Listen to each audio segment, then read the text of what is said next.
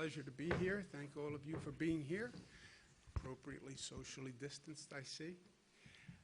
It's a pleasure to be at the New York Medical College today. Thank you, Dr. Kadish, for having us. Westchester County, great county executive George Latimer. Also home to our great Senate leader, Andrea Stewart-Cousins. And it is a beautiful day. It is so beautiful. I'm going to go home after this, take the motorcycle out. I'm going to go for a ride. I'm going to wear my mask on the motorcycle. Protects from COVID virus. Also keeps bugs out of your mouth. Works on both fronts. It is a time of high anxiety. I understand that. A lot of pressure all across the country. But even more at times of high anxiety, it's important that we stay with the facts and the truth.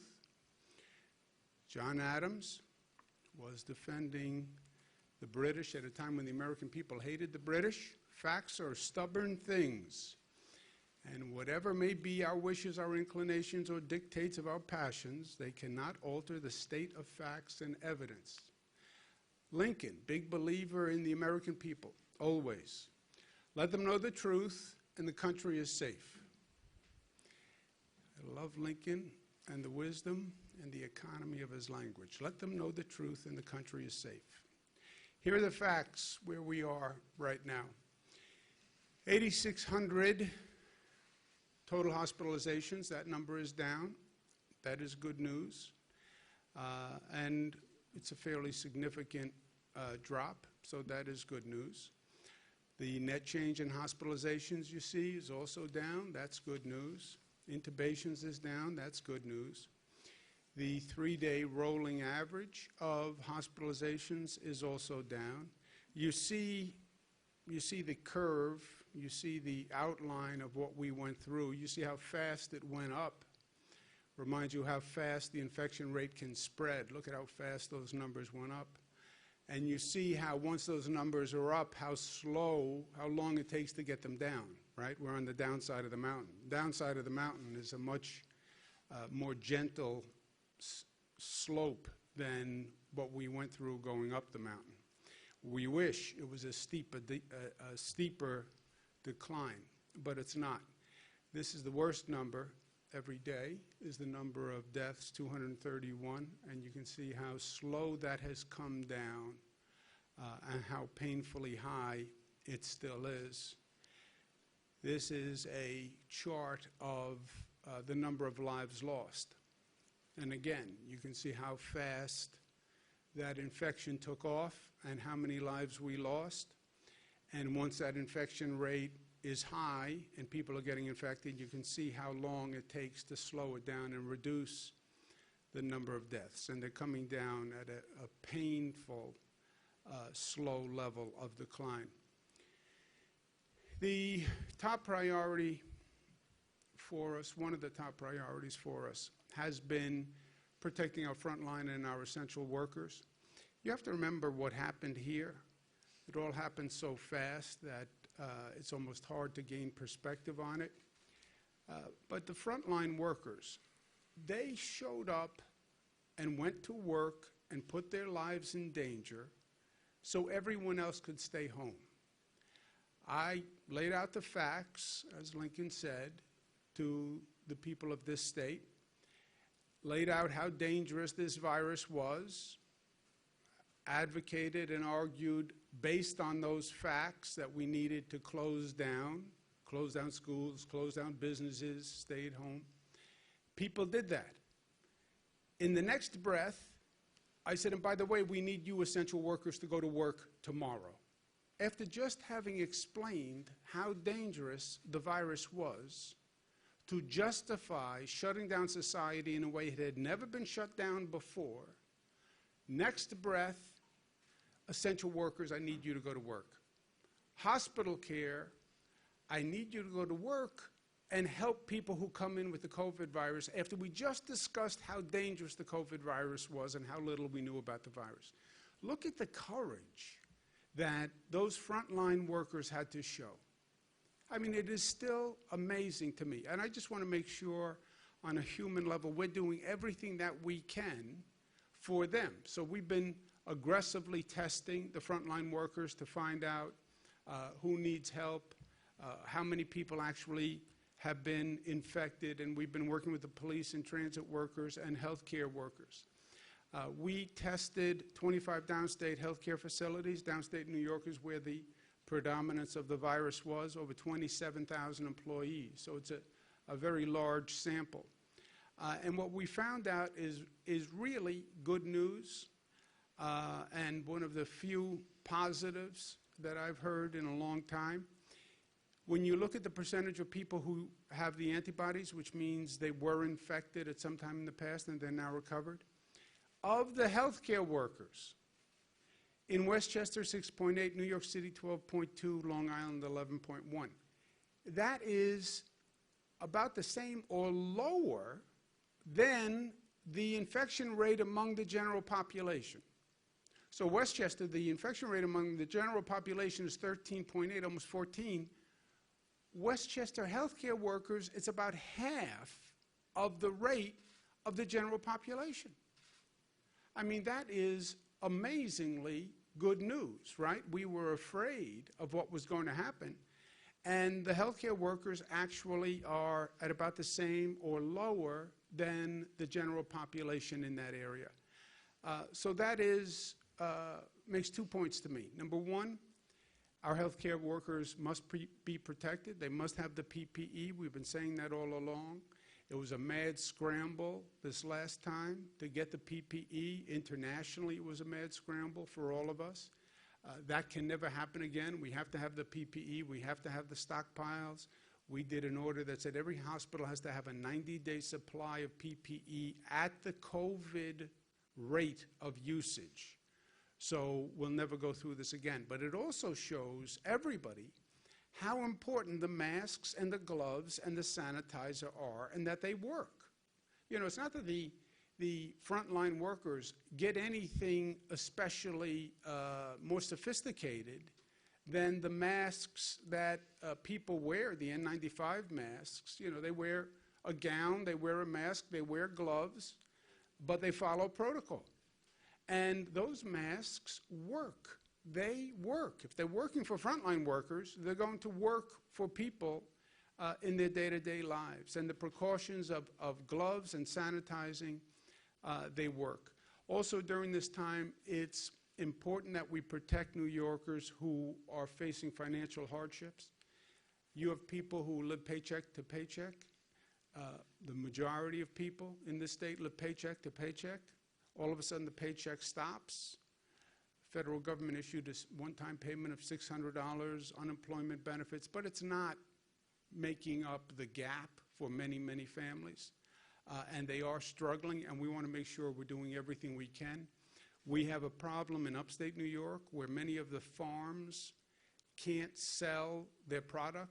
You had a lot of farms that were literally just dumping milk that the dairy farms had produced. But at the same time, you have people in downstate New York who are going hungry and can't pay for enough food. Tremendous demand on food banks. So we've been putting the two together. It makes no sense to have upstate farmers who can't sell their product and downstate families that can't get enough to eat. So we have been funding efforts to connect the farmers to the downstate food banks. And we've done that with about $25 million to what we call our Nourish New York initiative. And that has worked. We're funding about 50 food banks that have 2,100 farms that are delivering food to those food banks. And about 20,000 households in the state are participating in that. And the volume of food and product that is not being wasted, that is supporting upstate, downstate families, is tremendous. We want to continue doing that. The state budget is very, very tight right now, going with what's going on with the economy. So philanthropies, foundations, there are a lot of people who want to help. This is a great cause, and I would suggest that they help so we can do even more. People literally are worried about being able to pay rent. You don't work for 2 months, and that rent bill keeps coming in. You know, it's not that the bill payers, the bill collectors have taken a vacation. The bill collectors work, right? They still send the bill. and you still get collection notices. We did by executive order that I issued, a moratorium on residential or commercial evictions. You cannot be evicted for non-payment of rent related to this COVID situation. And that went through June. So nobody has been and nobody can be evicted through June, either residential or commercial. We're going to take additional steps of banning any late payment fees because a person couldn't pay the rent during this period of time. Also allowing people to use the security deposit as a payment, and they can repay it over a prolonged period of time. But also I'm going to extend that moratorium an additional 60 days. It hasn't expired in June, but people are anxious, and June for many people is just next month, and the rent bill is going to come due. So we're going to extend that 60 days until August 20th. So no one can be evicted for non-payment of rent, residence or commercial, because of COVID until August 20th. And then we'll see what happens between now and then, right? Nobody can really tell you what the future is. So that will be in place. I hope it gives families a deep breath. Nothing can happen until August 20th, and then we'll figure out between now and August 20th what the situation is. Also at this time, principles matter. And I understand the anxiety, I understand the stress, but let's remember who we are and what we're all about and what principles matter to us. People are talking about we should reopen the economy, it's more important than public health, or public health is more important than the economy, and that's the underlying argument and discussion that you're hearing going on right now. To me, it's never been a question of whether or not we reopen. It's not reopen or not reopen. You have to reopen. You don't have a choice. It's how you reopen. It's how you reopen. And to say, well, we either have to have a strong economy or protect public health, no, that's a false choice. It's not one or the other. It's both. We have to reopen, get the economy running, and we have to protect public health. I mean, this is not a situation where you can go to the American people and say, okay, how many lives are you willing to lose to reopen the economy? We don't want to lose any lives. And you start to hear these, to me, what are absurd arguments. Well, yes, if we reopen, people will die, but people were going to die anyway. Look, we are all going to die at one point. The big question is when and how, right? And the when and how matters. I understand that I'm going to die. I just don't want to die now or next week, and I don't want to die because I contracted the COVID virus unnecessarily, right? So people are going to die. Yes, we're all going to die. That is not a justification in my mind, right? It would be a novel defense. Person's before a judge, charged with murder. Did you have a gun? Yes. Did you fire the gun? Yes. Did you shoot the person? Yes. Did the person die? Yes. But the person was going to die anyway. Yeah, I know. But it was the gun that killed the person and the bullet, and you fired the gun, right? So to go down this road, well, there are old people who will die, predominantly on the numbers. By the way, old, how do you define old? Not that old is a justification. But we looked at numbers yesterday, the number of people coming into the new cases coming into hospitals. 51 years old is where the increase starts, right? It's 51 to 60, 60 to 70 is the highest, 71 to 80. But 51 to 60. So 51 is not really old. I know that it's all relative, and since I am beyond that 51, it's easy for me to say. But I don't really see 51 as old when we start talking about the old people. I also think and I do this for myself, any leader who makes a decision in this situation should be willing to participate in anything they authorize. So there is nothing that we are going to authorize or allow in this state that I myself will not be part of. You know, it's too easy to say, okay, you can go do this, but I'm going to protect myself and I'm going to stay behind the glass wall, you know. No, if all human life has the same value, if I say something is safe for New Yorkers, then I will participate in it, because if it's safe for you, it's safe for me, right? And that should be our standard going forward. And what we've been doing in New York is, look, make the decisions based on facts and data, not emotion and politics. And I understand the emotion, and I understand the anxiety and the stress, and I understand politics a little bit. But that's not the basis for making a decision. And that was, every leader has told us that in different ways. That was John Adams, that was Lincoln, that was FDR, that was Teddy Roosevelt. When my team comes to me and says, oh boy, we had a new prison break, there's a flood coming, there's a hurricane, Ebola virus, and the hair is on fire. Slow down, deep breath. Let's look at the facts. Let's understand the situation, and let's take action based on the facts. That is the way to lead. That's the way, I believe, to lead one's life. Here we have a lot of information. We have a lot of facts. We know the hospitalization rate. We know the infection rate. We know the number of deaths. We know we're taking antibody tests. We're taking diagnostic tests. We're doing tracing.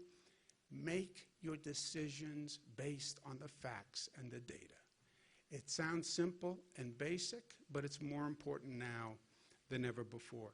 And it is working for us. It is working.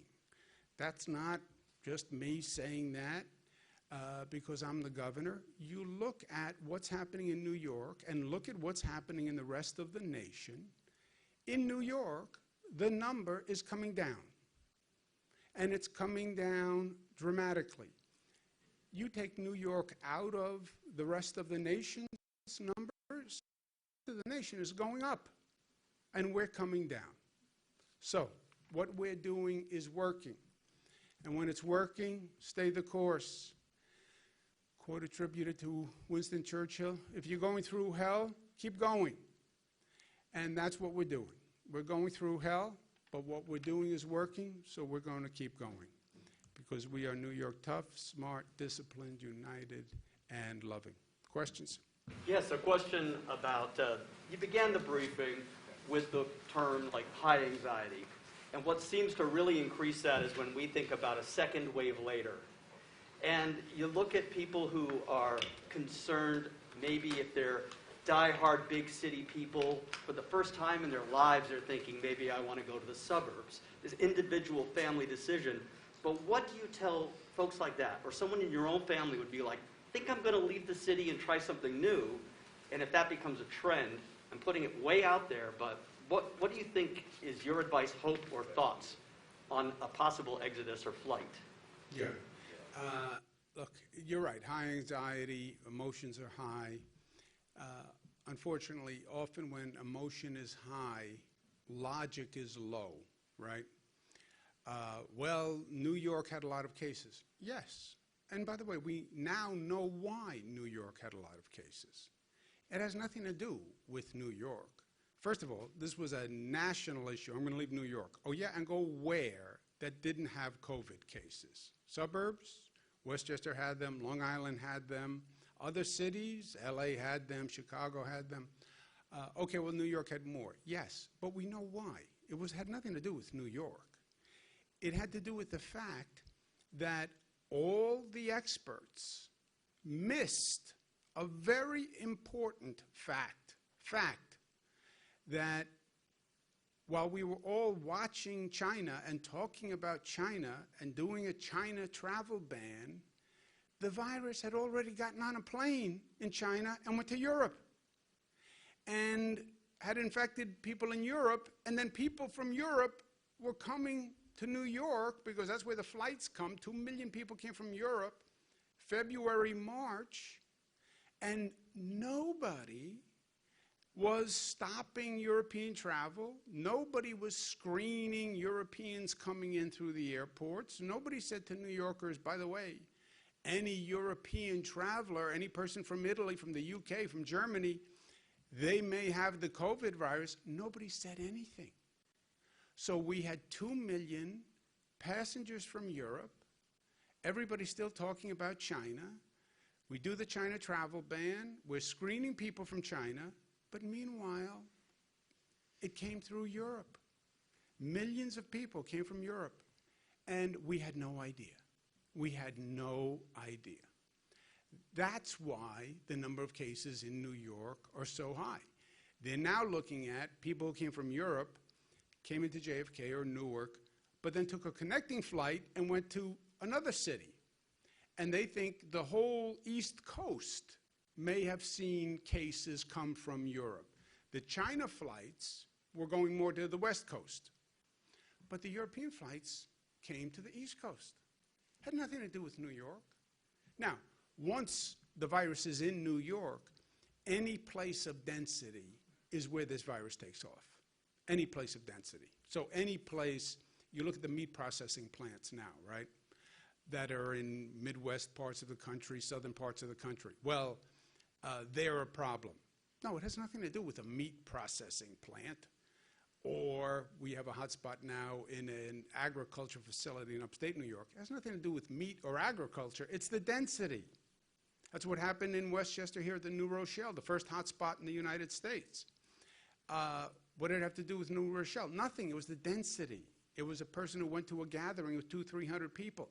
It's the density. So yes, in New York, any dense situation, a meat processing plant, an agriculture plant, city of Chicago, city of New York, once it gets into density, it's going to increase. But why here? Because of the flights from Europe, and nobody knew, and nobody told us, and nobody stopped it. Also, post 9/11, you went through this situation in New York where people asked that question. Well, maybe New York is a target. No, we weren't the only place attacked in 9/11, but it was highly impactful here. We lost a lot of lives. People said, well, maybe New York is a target. Yeah, but that lasted for a very short period of time. And look, New York then came back downtown better than ever before. And we're going to do the same thing here.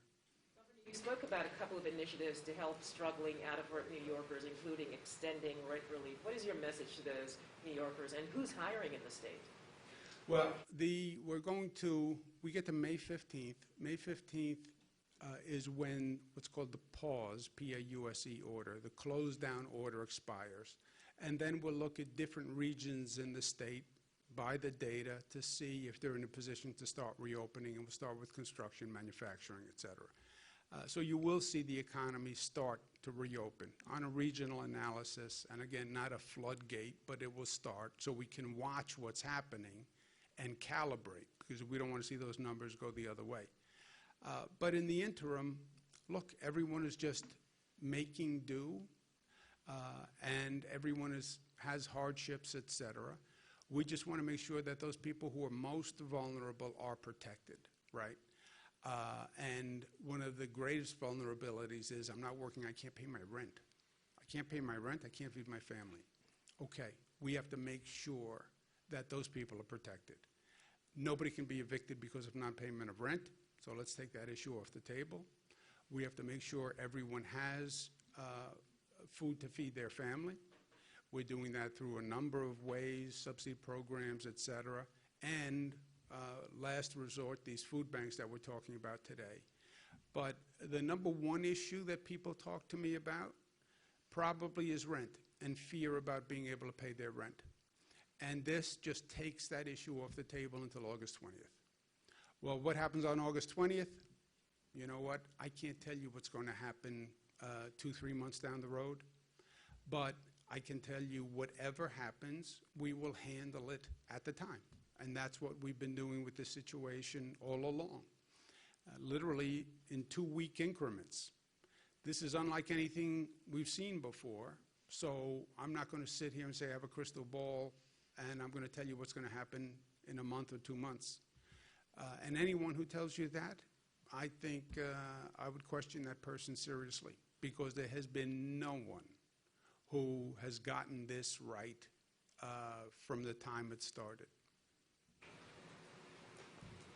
Take one more? Well, I don't want to take too many questions, but about the rent relief and the landlords who would say they've got to pay the mortgage.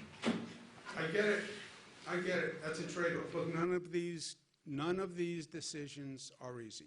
None of these decisions are easy. And you're right. The landlord will say, okay, so now the tenant doesn't pay their rent, but I still have to pay the electric bill. I still have to pay the mortgage. That is true. That is true. And we're working on relief from the banks for the landlords also. And there are programs that the federal government's doing and the state is doing to make sure those banks also get relief so they don't have to do any foreclosures, and we stop the foreclosures on the landlords. But you're right. There is no doubt a trade-off between the tenant and the landlord. We're helping the landlords also. But on a human level, I don't want to see people and their children being evicted at this time through no fault of their own. You know, my grandfather used to say, if you have your health, we can figure out anything else. We can fix anything else. If it's about money, we'll figure it out. But you have to have your health. That's why public health versus the economy. I don't see the trade-off. We have to have our health. We should protect human life. I don't care if a person is old. You know, I'm old by your definition. I still think I have a value, right? My mother's old. You know, she's the most precious person to me. So protect every life, and I'm not going to trade off public health. And we'll figure out the dollars, and we'll figure out the economic impact. But we'll protect people in the meantime, and we'll protect their health. Really quickly, you've spoken about COVID-only overflow facilities that can take positive nursing home patients. Are you aware of any in the Hudson Valley? We have facilities all across the state that can take any COVID-positive person from a nursing home. So any nursing home operator who cannot provide adequate care for anyone in the nursing home, you call the Department of Health, we have beds and care for that person. And no nursing home should keep a person in that nursing home who they cannot provide adequate care, period. They violate their legal obligation and their ethical obligation to the state of New York. If they cannot provide care for any reason, and adequate care, they don't have enough staff, they don't have enough equipment, I don't care what it is. Any reason, that person has to be referred from that facility, and they have to call the Department of Health. And that's their legal obligation. It's not just the right thing to do, it's their legal obligation. Okay, thank you very much. Thank you for letting us be here.